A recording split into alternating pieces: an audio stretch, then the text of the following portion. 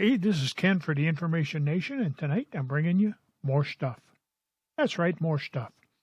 Hey, got a new RTA for you to look at. It was sent to me by Gear Best, specifically for this review, and it's a Cloupor A1 rebuildable tank atomizer. Now, the Cloupor, it has some good stuff about it. It has some bad stuff about it. Not really bad stuff, just a little bit annoying. But one of the things that I do like about this is it's a top fill. That's right, it's a top fill. It's a dual coil rebuildable tank atomizer. Would probably be best suited for people who are comfortable with building single coils and would like to get into the dual coil to do some sub-ohming. It's not that difficult to build on. It's got a fairly decent sized build deck. And, well, you'll see when we dive into the pool and get close up with this thing. It's got a nice drip tip on it. So why don't we dive down and take a good look and build this puppy and see how it vapes. So let's get up close with this. Okay, this is the box that it comes in. And you get a little snatch and scratch and sniff right there, so you can check for authenticity. And it gives you a little thing on how to build. Shows you how to wick it. And there is your tank. And here's what you get. You get the tank itself, which is nice. Let me get that out of here. Put that right there. And you get a bag of goodies. You get an extra glass. And you get some organic cotton, which seems to be crushed, but that's okay. We have more. And you get another bag of goodies. You get some screws. You get some pre-made coils. You get the infamous little blue screwdriver. And you get some extra O-rings. So that's what comes in the package for the Cloupor. We think we'll use our own Fukushima cotton. Just put this in here this way, and you slide it back in the glass, and we'll put that back in here because we want to look at the atomizer. Put that off to the side. So this is your atomizer. Nice big airflows. And if you take the airflow and you turn it, you can reduce the size of it. It does that on both sides. It does have a lot of airflow. Nice big drip tip. And I'll tell you something. I put this drip tip on my Kanger and got more airflow through here than I did through the Kanger drip tip. You have these heat fins, and these heat fins unscrew. And the reason they unscrew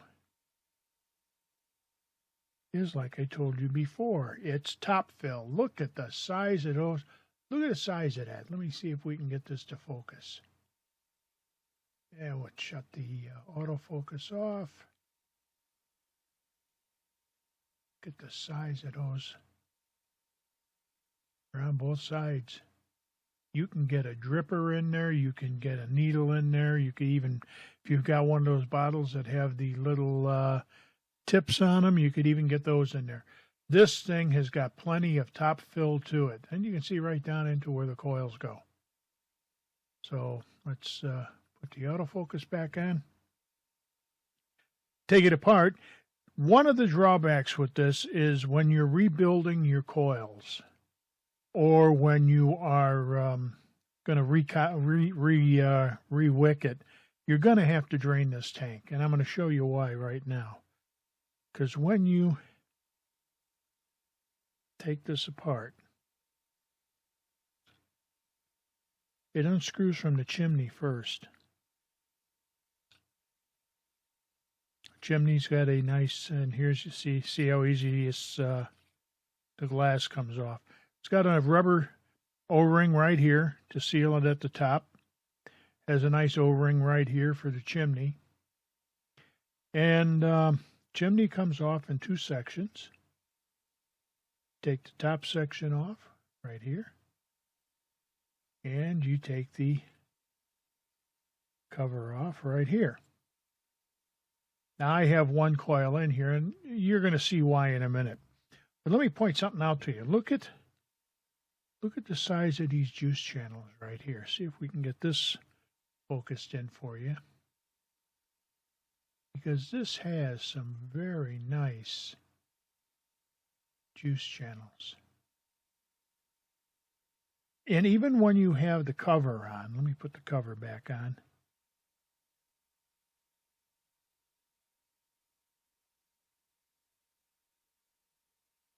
You still have some pretty good juice flow down in the bottom. Look at that. There, it's on four sides. There. So you're gonna be able to pump some juice in there. But we were talking about building this. The deck, the design of the deck is really nice, and I'll show you why. If you take a look at the deck, you see how it's raised right here. So if you have any juice that drips off of your cotton or anything, it's not going to go down the hole. It's going to pool right here and go back onto your cotton. Good size airflow hole. And like I say, it is a dual coil. I've already got one coil installed. And some of you new people out there that are new to building, you're going to say, well, how in the hell am I going to get that other coil in there? Because this coil is blocking these holes. Well, yes and no, and I'm going to show you how we do that. You see, what you do, the autofocus back on, and that'll putz around until it gets there. What you're going to do with this, you're going to put your first coil in. You're going to get it all situated. You can see I've got it raised off the deck there. It's not hitting the center post. And then you're going to clip your leads. And you're going to clip them flush. Then what you're going to do is you are going to take... Now this is the way I do it. It doesn't mean it's the only way to do it. This is just the way I do it.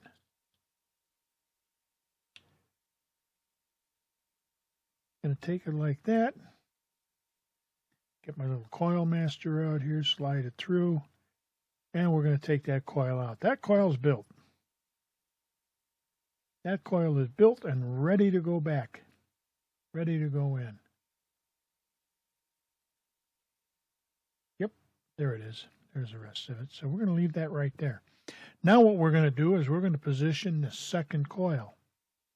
And what we're going to do with that, same thing we did with the first coil. Slide the little coil master through here. By the way, I built this on a 3 millimeter, 30 millimeter, whatever the heck it is there. There's a 25. That doesn't make it. There it is, 30. So it was built on a 30 millimeter handle. I happen to like the new coil master just because of the fact that the darn rods are so long. You can actually work with these. So you slide that back on. Then what you do, I take the long end first and I get it in this little hole. Sometimes I got to put on my extra eyeballs.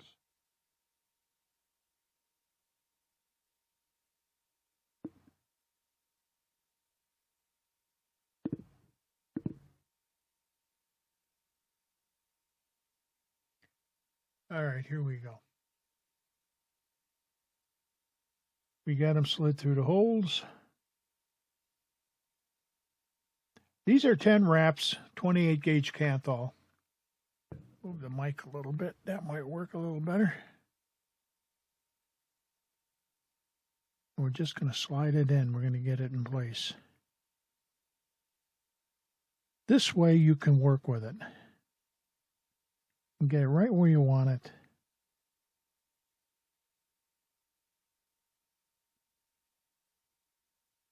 Position the coil. Take the screws and tighten them up. Don't make them too tight. Just make them tight enough so they hold the coil. Because you see, if you take it out, then it has a tendency to do that. It tilts. So what we're going to do, we're going to bend it. And we're going to make sure that it's not sitting, that it's not hitting the posts. Bend it and move it over a little bit. Raise it up a little bit.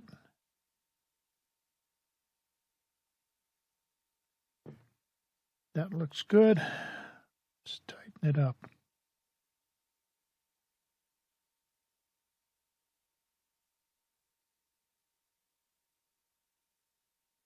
Now you can see that it moved, but all we got to do is put our it back in, give it a little twist, and there you have it. So pull the autofocus off, and there you have it. It's not hitting there, and it is right over that vent hole. And that's the way you want it. So now that you've got that one in there, and take, and you can clip these.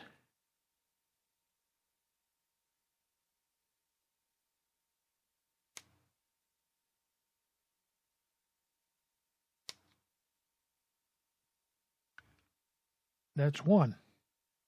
Now you've got the other one that you built earlier. So you loosen the screws up. Just make sure you loosen the right screws up.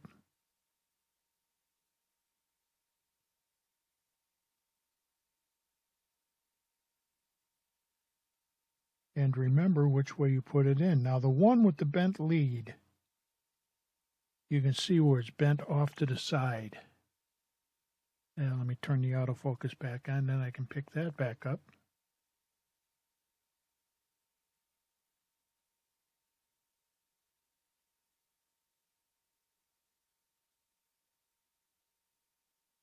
Oop. Boy, there we go. Now if you take a look, you see the one with the bent lead where it's bent off to the side like that? That's going to go all the way over in this area right here. So now what we're going to do, turn the autofocus, but the autofocus is on. How about that? I didn't screw that up. How the hell did that happen? So what we're going to do, we're going to take that lead. We're going to slide it in that hole. And we're going to take it. It gets a little, it becomes a little bit of a pain in the butt. But on the other side of the coin, this is a hell of a lot easier than trying to fish those leads all the way through.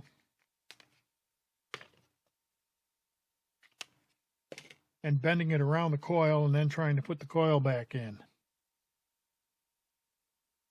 Or cutting it.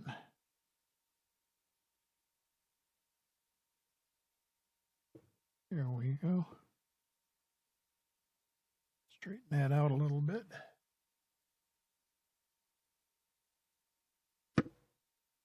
Like I say, it's a little bit of a pain, but it does work.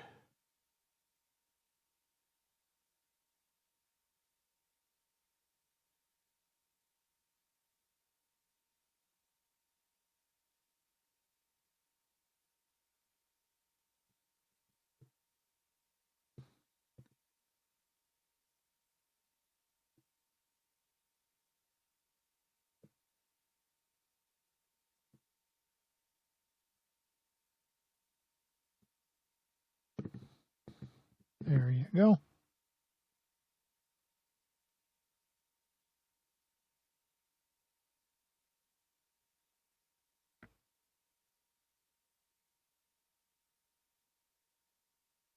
And the same thing, don't over tighten them until you get your coil positioned.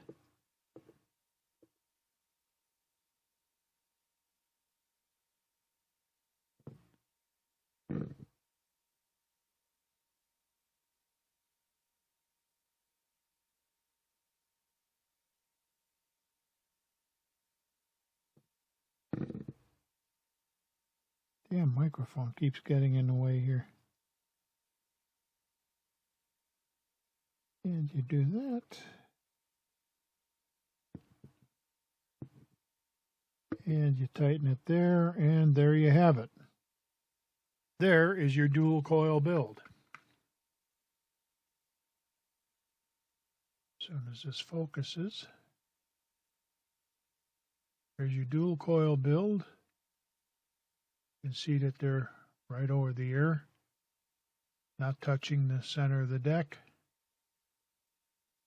Same thing here, right over the ear. What you want to make sure then, before you start doing anything else, is take and put this little cover on there and screw it down. And you want to look inside and make sure that the coils are not hitting the sidewalls. See how they clear? You want to make sure that they do not hit this sidewall or you're going to get a short. So now that we've got this done, take this back off, and let's put some cotton in this picker, and we'll see what happens. Okay, we've returned. Sorry about that. I went to get Japanese cotton and found out that there was none. And besides, we haven't dry burned the coils yet. So we're going to take this, put them on my iStick 100 watt, and let's see how they fire. Helps if you turn it on. There we go. And why are they not firing? There they go. And they're both firing. It seems to be pretty good. Scrape them a little bit. Look at that, huh? Okay, they're looking good.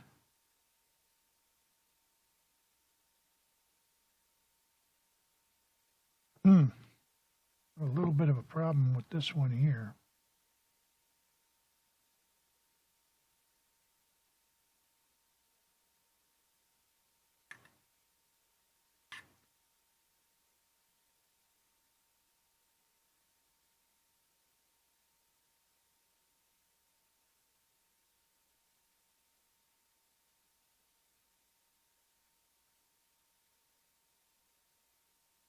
Okay, they're both firing very nicely. So we got some Japanese cotton, and you don't want to overstuff these, because if you do, you're going to choke off the juice, and it's not going to work right. If you have it too loose, it's not going to work right either. So what we're going to do, we're going to cut off just a bit. And that should work. And we're going to take this and we're going to cut it in half. That should work right there. Now, for the first coil, we're going to take and we're going to roll this ever so nicely. Just going to take and roll it. We're going to take the tip. We're going to scrunch it down. We're going to make it very small. And we're going to slide it through the coil. Once we get it scrunched down enough. Slide it through the coil. Grab it, and we're just going to slide it right through. And we're going to slide it back and forth, make sure that it's not, we don't want it super tight, but we don't want it super loose. And that's about all the way we want it. Oh, so let's do the other side. Same thing, I'm going to roll it a little bit. Just a little bit. You don't want to smush it down to the point where it's all compacted. Then you're going to take it, you're going to roll a little tip on it. Slide through the coil. And you're going to grab it. And you're going to pull it through. And that's about right. Just about right. I could have probably used a little bit more cotton, but that's okay. Now what we want to do is we want to stick them down in the area that I showed you earlier. I have a vape here.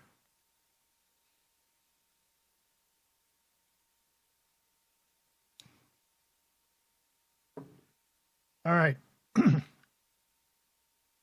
What we want to do, we're going to cut them at an angle. A little bit of an angle, right about like so. And we're going to cut them about like so. We're going to do that on one side. And now what we're going to do is we're going to stick these down in this channel. We're going to make sure that they fit. A little bit too much, we'll pull some back.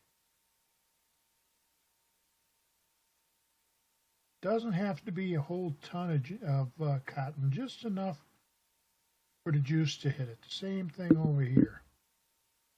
We're going to do it the same way. And that needs to come back a little bit.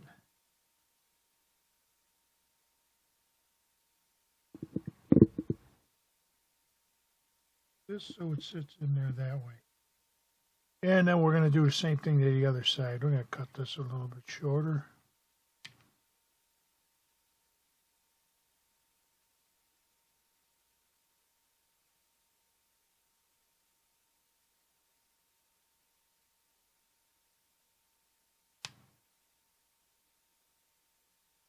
Like I say, we don't have to go crazy on this. We just want to make sure that we've got enough cotton here. I'm going to go right down into that juice well.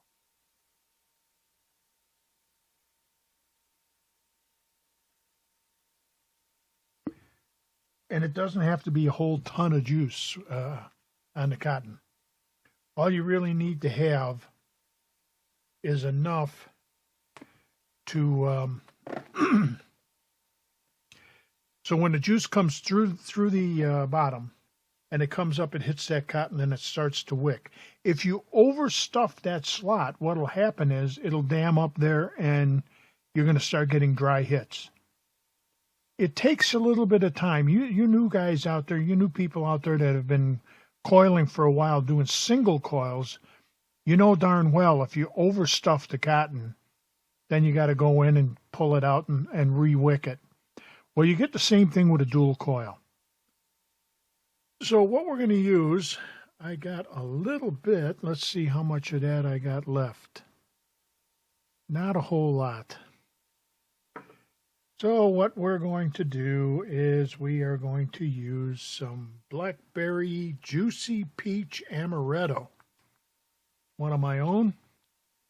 As you know, I make my own juice. So we're going to use that. Yeah, that's just about right. Oh, that's good. So here's what we're going to do. We're going to take my syringe, put it in there, and I'm just going to pull a little bit up.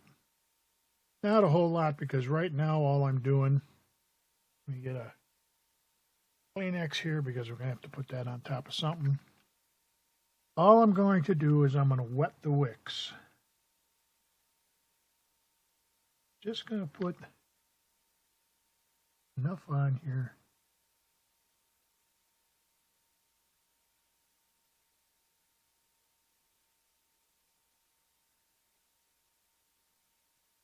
So the wick is more pliable. You can see how fast that Japanese organic Japanese cotton just sucks that stuff up. And that's what you want it to do.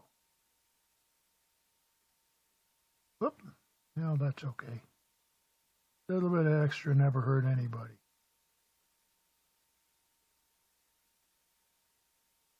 Besides, you want to get it on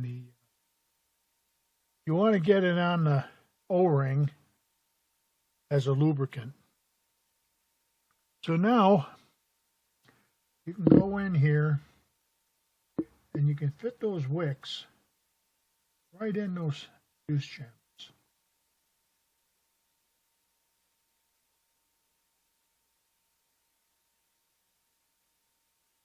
Sometimes they go in, sometimes they want to be a pain. They normally want to be a pain when they're not wet enough. And this one is just, there we go. Okay, see how it works, huh?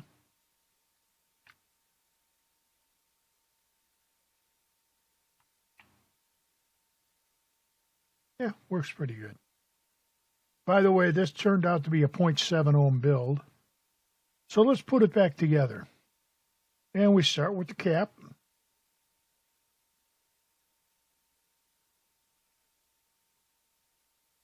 And am I getting in there? Yep.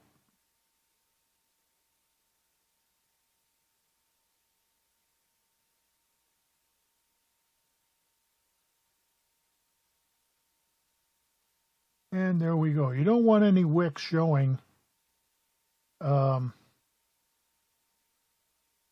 juice here. You don't want to see wick down in here, down in this area, down in here where the juice flows. You want the juice to flow in there nicely. So we'll put that on, then we'll put the chimney back on.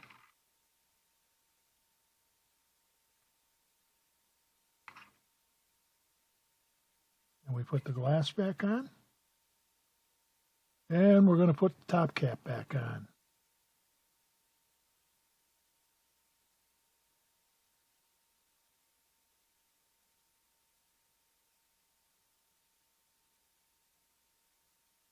Get it off of here. I got juice all over this darn thing. That's what happens when you get in a hurry. Okay, we'll get some of the juice off of here.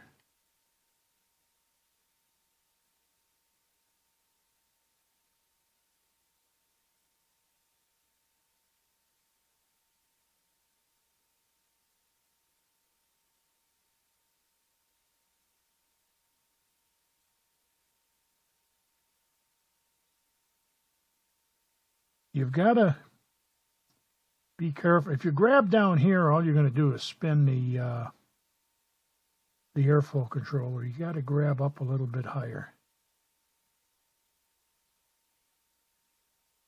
Okay. Let's juice this puppy up.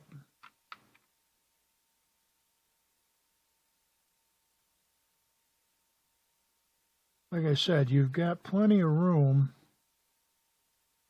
for a needle or a dripper, eyedropper, or even for some, in some cases, a bottle. It holds 3.5 mils. We're not going to put that much in there. We're going to put about 3 mil in there. Look at that. Needle goes all the way in there. And we're just going to pump the juice in. We're going to shoot at the juice, Bruce. And you can take it all the way up to the top. That's not a problem. Then we're going to put our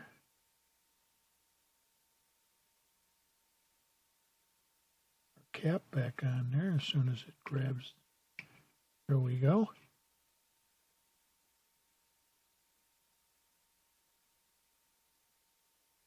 And we're going to put the drip tip in, and we are ready to go. So let's say we go back up top, and we vape on it, talk a few pros and cons, see exactly what we've got going on here. So Let's take a look. Let's go back up top and finish this off.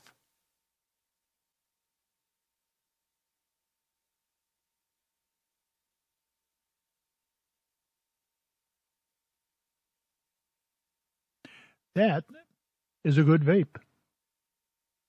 That's the Cloupor A1. And it does, you saw it's kind of hard to build something when you're constantly sticking this thing in your ear. So, and you're working way out here rather than up close and personal with it. But it's not that hard to build. And for a new vapor, someone who's just getting into building dual coil, I would say this is a pretty good tank. If you take a look at this picture, you can see how it's designed, and you can see how the airflow holes line up with the coils. And, you know, with where the coils go into the atomizer. And I think that's a smart design on Cloupor's part. I think they did a good job on it. It has plenty of airflow. Like I say, whatever you do on one side, it does on the other side, so you can reduce the airflow down if you want. Here it cuts it pretty far down.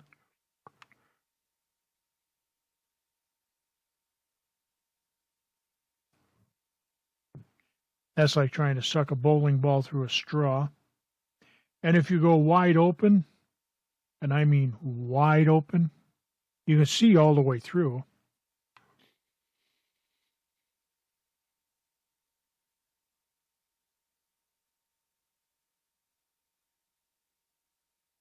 And it works pretty nice. It does work pretty nice. I'll give it that. Pros and cons. Pros and cons. Let's talk about the cons first. The threading is not the best in the world. It's not terrible, but it is a little rough. I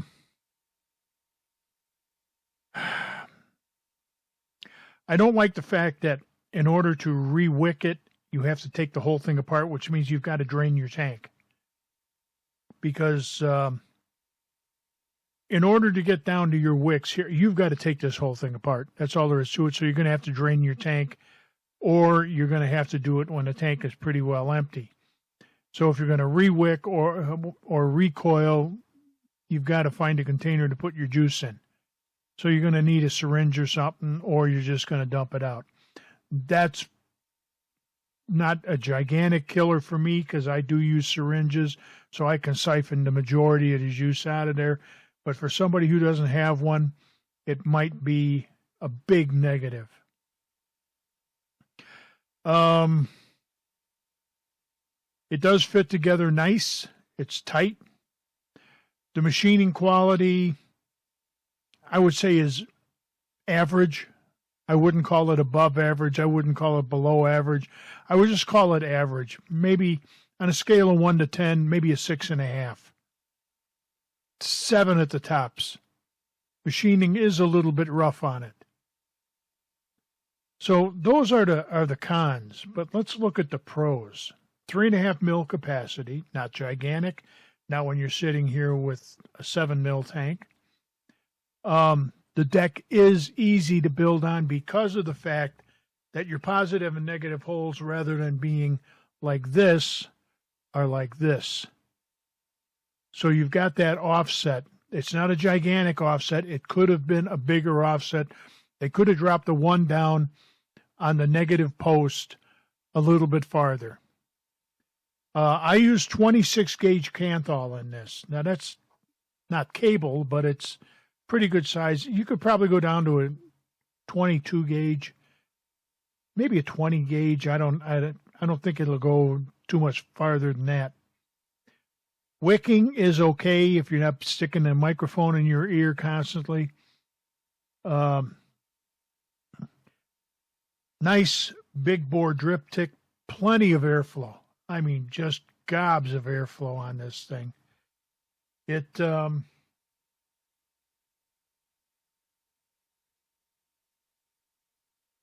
Apparently I didn't get all the juice. So anyhow, it's not leaking. Don't get that idea. But Yeah, it's a nice tank. And for the price, how are you going to beat the price? We're talking $20 from GearBest. $20 from GearBest. And shipping is included in that. Down below in the description, I'm leaving a link to the website where right to this tank. You click on that, it'll take you right to this tank. And you can see what I'm talking about. And they have all the pictures and everything else there, so it should, you get a good chance to look at it before you make a decision on it. Other than that,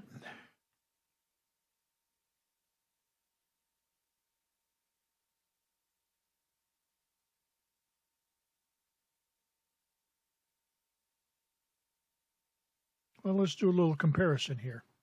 First the Cloupor.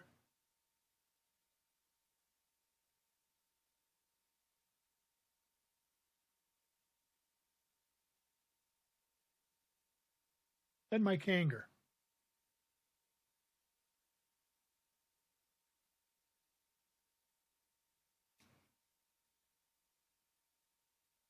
Just about the same. Big question. Question of the day.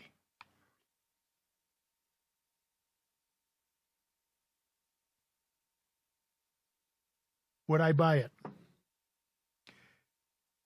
If GearBest hadn't sent it to me, yeah, I would have bought it. If for no other reason, just to try it out, just to see how easy it is to build a coil on there and everything else. If it starts to leak on you or anything else, and I have gotten, oh, yep, it is leaking. That is a big negative. It is leaking. It could be, let's see if I can find out where it's leaking from. I might not have tightened this all the way down. That's probably, could quite possibly be my fault. But yep, I have got some leakage on there. But anyhow, would I buy it? Yeah. It'll probably seal a lot better once this fool gets around to really doing something right for a change.